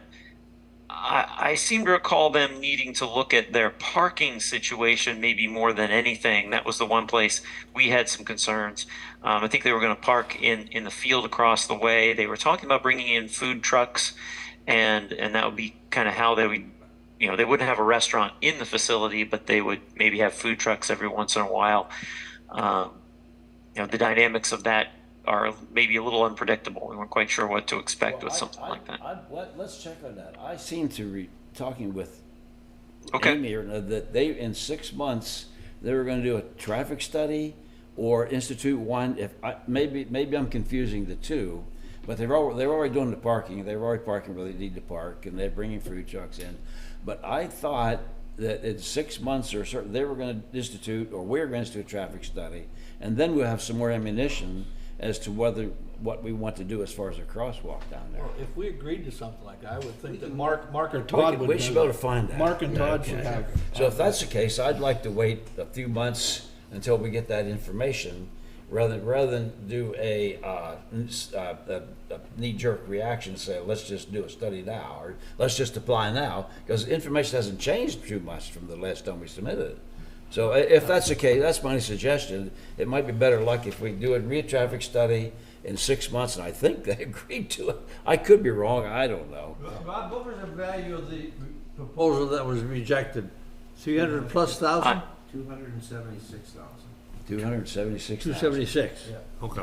That's a lot of money. Well, let's put this out then. Let's do our homework and bring this back next month with where we are and where we need to go. So if we need to do another traffic study, if we need to do some of those things, then we can do that next month. But, Well, I'd like to see several months of operation down there before we, well, and that's so we have something some ammunition. That's something we can talk about next month, but let's get our guns loaded, and we'll Okay. talk about it next month. Two things, if I may, Frank, before we turn it off here. This year's Arley Grant program has a requirement for what's called a pre-application. Basically, putting the project information into a form to send to PennDOT, another one of the PennDOT forms, so that they can know that it's coming and give you any sort of input. PennDOT's already actually reached out to the township again to encourage us to reapply, which is encouraging. But we do have to go through that pre-application process before the window opens. The window for the grant will likely open in June. So here at the end of May, we have about a month to get through that pre-application process. How wide If is we want to the get window? prepped for the grant application, we might want to just do that pre-application.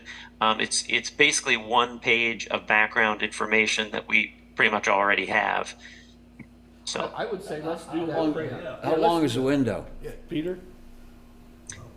Window's 1 month. 1 month. No, how long is the grant, how long do we have to submit that application after we put the pre in? What, there's a window in there from June to August, June to September, or?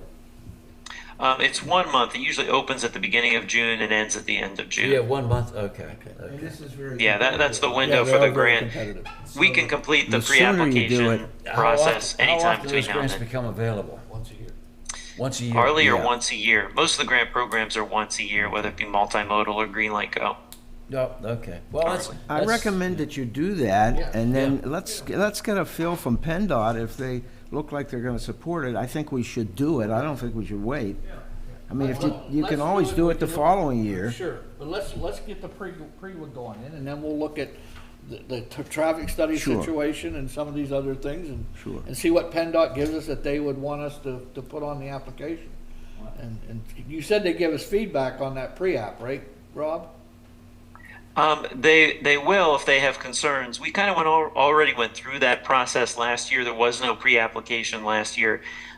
This one's pretty well known what we're looking for and why.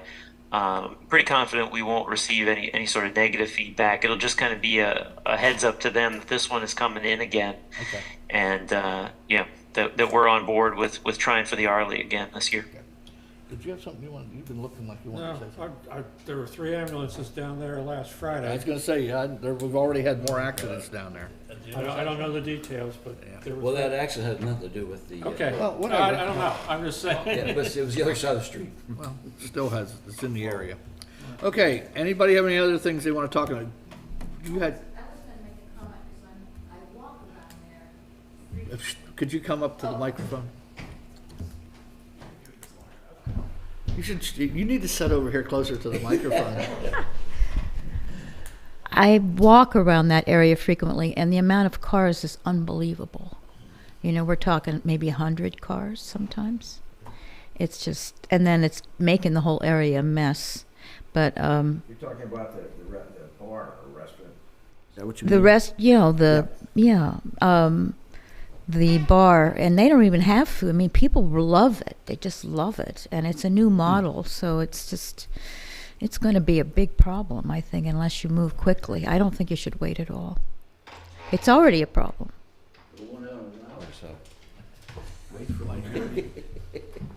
Wait for Memorial Day. Anybody have any? Well, I live there every time I go by. I drive by a couple times a day. we're not gonna make it. More. And, it's pretty busy a lot of the time. And if you look back up towards the bull barn, there's cars parked up there too. There's probably, there's definitely more cars parked at the military museum. I And thought about that. I've seen people walking across the road many times. And the other thing is the local grant thing, the local match. If we're looking for a grant of like 270,000, we should kick in 27,000, 10% right off the bat, or even 5 if you think that's too high, to try Well, I think to we need to get our encourage act- them a little yeah, more. I think we need to strengthen our position because, it's problematic of that whole stretch, and that's the worst part right now. But this whole stretch out here, we've talked about many times. And the ARPA money has to be spent by the end of '24. Yeah, so, okay. Big chunk we got. I don't know how doable this might be, but could the Bull City Brewery kick in the local match? Well, I think that was part of their agreement, is that if that's in 6 months or whatever it was, they did that traffic study and warranted it, I think that might be part of their agreement, that there's something we have with them that they would have to. I don't know that. I'm just from what I don't remember when they first applied. We'll look for that. Yeah. We'll look See if we can find that. Look at the, we're gonna get some decent tax revenue from this business the way it's going now. So doing a local match out of our budget isn't gonna hurt. Yeah. The only thing you're gonna get is real estate. Yeah, that's all we're gonna get, it's real estate tax. They get, we get income tax. Well, If they actually live. we don't get the business part of it. Anyway, okay, so Rob, I guess our thing, let's do the pre-app and let's get our ducks in a row for the end of June. Okay, and I'll see you next month, I guess, right? Yep, we'll see you then. Okay, sounds good. Okay, moving on. The next is approval of the vouchers. Move to approve voucher transmittal sheet 2023-4 for the amount of $134,652.45. Do I have a second? Second. I have a motion and a second. Any comments or questions? Yeah, I've got an interesting observation. We have 15 West Penn accounts. Do we write 15 checks for those accounts, or do we? Question. Well, Dwight can tell us that. I think we do. We don't write checks to it. I think that's a transfer. I don't know that. I mean, I really can't answer. You write a check? I think we write checks. I sign checks. Yeah, I'll be darned. do they do one for each account? 15, we do 15 checks to West Penn for, okay. Interesting observation. We'll find out. Any other questions or comments? Hearing none, all those in favor signify by saying aye. Aye. Any opposed? Okay, motion carries. Did you read that number into the minutes? Yeah, it was read into the minutes. Did you? Okay. Now, before we move on to COG committees, and it's not in the agenda, we did get a manager's report from Peter. Does anybody have any comments or questions on what he sent us? No. I guess this is a good time to bring, We did. No, we're doing managers. manager report. Well, have you have anything else? I have one thing to bring up. Okay. And thought maybe Jeff there, but maybe he resolved this problem. I don't know. What are you talking about? It turns out, Jeff was talking to John Wainwright, who is more or less in charge of Memorial. And so far, because I think, and we need to verify this, because of our requirements for permits, they only have 15 people signed up, and because the rest of them don't feel that it's fair, that are upset with the permit that we have to make them go through, and the 5 pages fill out, and they refuse to do it. So I don't know if that's true or not, but according to John, who is in charge of that, he has 15 people right now out of 150. Yes, vendors, and because they don't like the Social Security numbers and all the questions that are asked, and I went through this before, and I was objected to this, to doing this, but it may come back to bite us. Now, I don't know what we can do. If that is true, that is certainly going to be a major impact on the Buildings and Services Monday Day in Town ceremony. And they may not have it if they only have 15 people show up. So I just hope, I don't know, Jeff talked to Todd today, what Todd, he said, I don't know, but this was this is what he returned to me from Mr. Wainwright, who's in charge of that. So I don't know what to think. It could be a problem. How we're gonna handle it, I don't know. If that is the case. Pardon? You asked for the Social Security number? Oh, Social Security number, they want to know if you've been arrested, and everybody that's on there, everybody that's in that booth has to go through background checks and the whole thing. So I think it's going to be a problem. If what I'm saying is true, I think we need to investigate it and get word back to John Wainwright if we want to handle it a little differently. Is that number typical 1 month out from the event, Bud? I don't know the answer to that at all. I do not know. I just know that he's concerned that we've only gotten 15 people that have submitted to come back for the Monday Day in Town out of 150 that he's requested. This is not the first year we've used that process, have we? Yes, yes. His first year, we required that they have a peddler's permit. So I think Did we we have need that to. last year? Did we use that last year? No, They we got did treated not. We differently did from not. everybody else. We did not. So this is worth looking at. I hope that if that's the case, we can work something out. Mr. Marshall, maybe you can talk. What's that? I'll look at the Yes, application. and find out why they're not Well, responding. first off, I agree with that, but we also, let's get true numbers. How many are not showing up because of it? How many have done As it? of Friday, it was 15. You know that for positive exactly? You didn't hear that from Jeff I was told that Kerr? by third hand. By third hand. Well, let's find out firsthand. I agree. Yeah, let's But- find but out I'll tell you what, firsthand. I trust those guys. And the other thing I will say is, we talked about this, of trying to have, for special events like that, having whoever's running it have a list of their vendors. We That's talked true. about doing that, we never passed Never it. did it. We never put it in because I think staff didn't want it in there for some reason. But that's something we may want to consider. Well, if it's an that's issue. the case, if that is the case, what are we going to relay to our Well, we gotta township find out if we have a problem manager? first. Let's find out if we have a problem, go I ahead. don't believe we require a criminal background check for every person in the I don't booth. think we have a Oh, problem. I don't yes, think Todd, we- Todd no. has to go through I every don't one of think so, those. no. Well, It's a there's two-page questions report. answered, but, yeah, but no, we're not, I can't I know. believe we voted on that. I would never have, Well, it's worth never have looking at left it. that in. Criminal background check? Okay. No. Well, for some reason, they don't want to do it. I don't, right, before we- let our manager handle that. You're in Let's, charge of that. Peter, take a look at that and we'll get together and find out what's going on. John Wainwright. is John his Wainwright. Oh, name. John Wainwright, okay. Yes. Okay, we'll find out what's going on. Okay. Just if they have a previous criminal record. That's all they ask. Okay, that's not so bad. That's not, where's it say about background checks? There is no background check. Well, what does Todd do when he just looks, does he just look at it and yes or take their no. word for It's it? just a yes or no.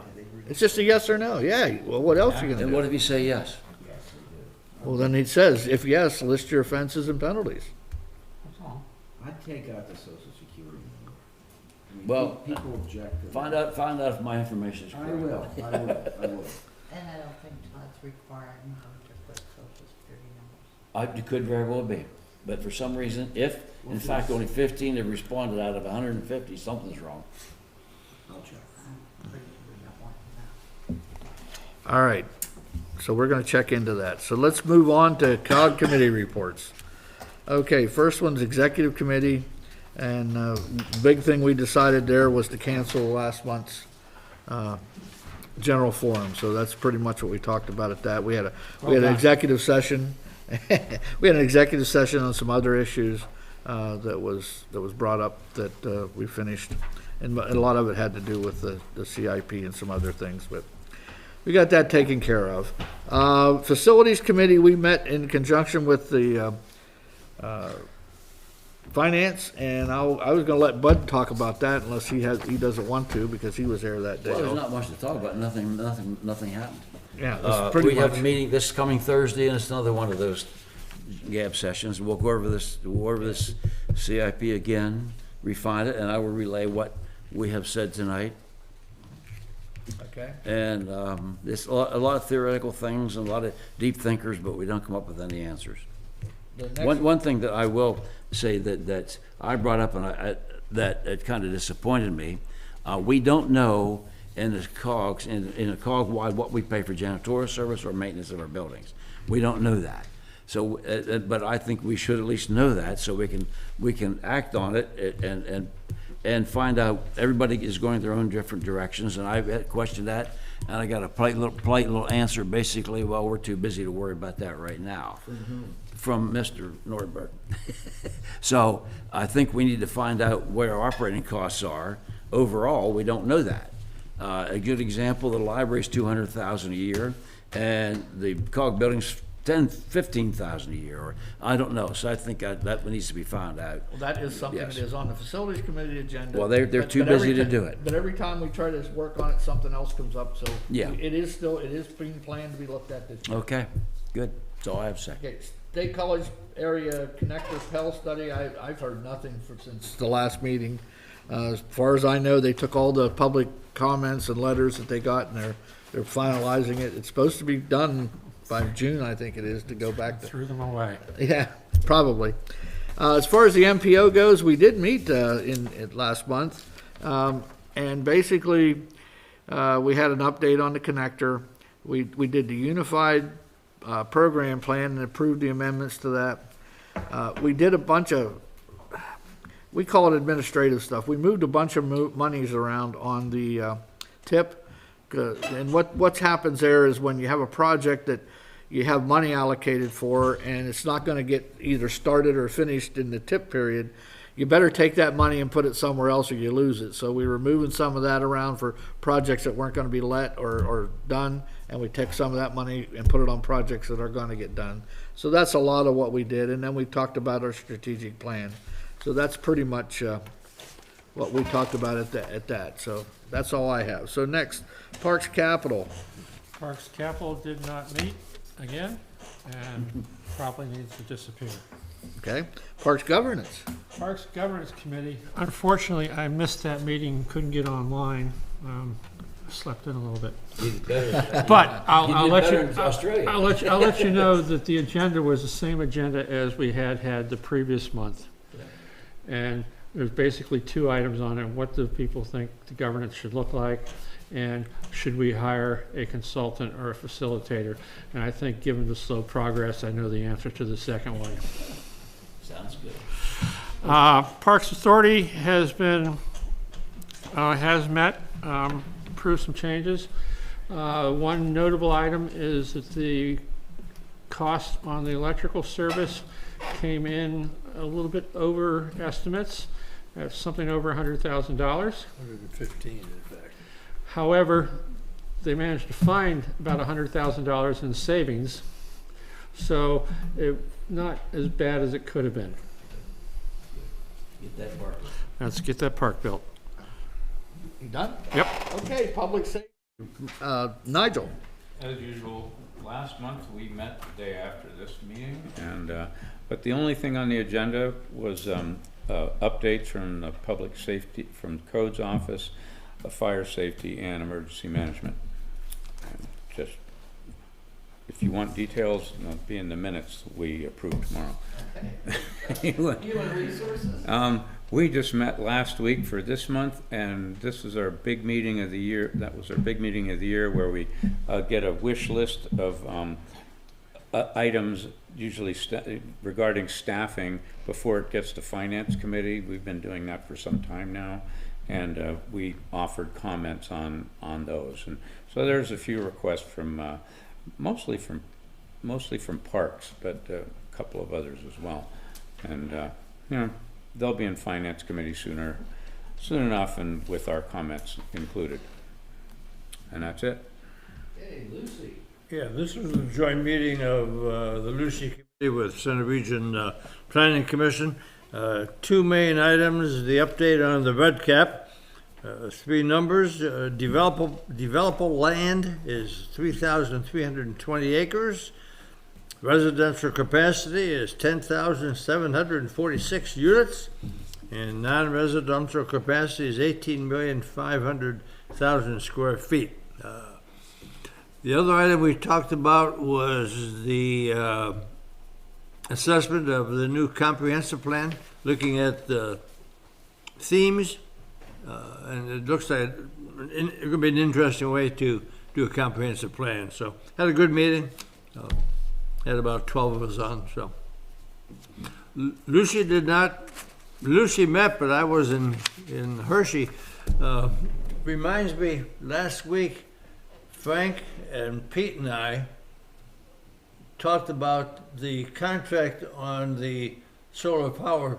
Did you ever get to talk to Mr. Fontaine with respect to whether that contract? Who, me? Well, Did I talk to him about what? We were talking about the contracts that were supposed to be made available or signed in May. I didn't talk to him, but I can. Yeah. Pam Adams is in Europe, so, but they kept talking about a May deadline of getting those municipal contracts signed. We didn't know the numbers yet. Yeah, we haven't seen. Well, that's part of the whole question. Oh. Yeah, we haven't seen the numbers. We were Okay. supposed to get the numbers that we could look at and approve. but we They haven't they seen may the have numbers. delayed that because there was some more legal investigation of the wording of the contract, so, I don't know. okay. Yeah, we need to find out. Well, but Okay. anyway, we can't approve it till we see the numbers. No, well, we haven't seen the contract or the numbers, so, okay. All right, Bud, finance, I know you already talked, and you The want to, meeting on Thursday. okay. Well, yeah, I know we're And joining. you're gonna be there, I know. and we can both beat the drum for Hessfield. Okay, climate action, sustainability. There was no action that required there was nothing that required any action, so we did not meet. Okay, Bollesburg Heritage Museum. We have several things coming up. June 8th is a gala, which I think you all get an invitation for, and our Oktoberfest, but I will get those to Pete, and you have access to putting on our township, that e-update thing? Yes. Okay, I'll give you those dates and we put that on the e-update. Give him to my. No, what's her update. name? What's his name? Manager. No, what's her name's doing that, isn't she? What's her name? She's doing that. What's her name? Yeah. I know. Damn, who- help me, what's her name? Yeah, Bridget? I'll tell you. No. Kathy's doing the. Kathy yeah, Warner's I doing know. Oh, yeah, Website. Kathy Warner. Yep. There you go. Okay. So I will get you the dates for what we're gonna do at the Heritage Museum. Yeah, that's it. Okay.